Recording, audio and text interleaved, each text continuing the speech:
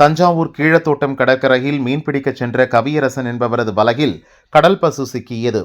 குட்டி திமிங்கலம் சைஸில் இருந்த கடல் பசுவை பத்திரமாக மீட்டு மீண்டும் கடலில் விட்டனர். வனச்சரக அலுவலர் சந்திரசேகர் மீனவர்களை பாராட்டினார்.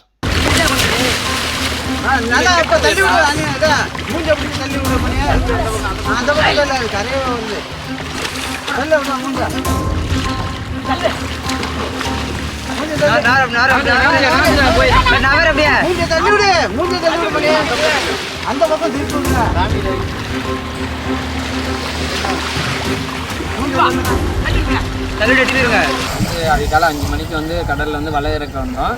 வலையில் கடல் பசு ஒன்று வந்துச்சு. அதை நாங்கள் பார்த்த உடனே அதிகாரிக்கு பட்டுவட்ட வனத்துறைக்கு கால் பண்ணி சொன்னோம். சொன்ன உடனே அதிகாரிகள்லாம் வந்தாங்க.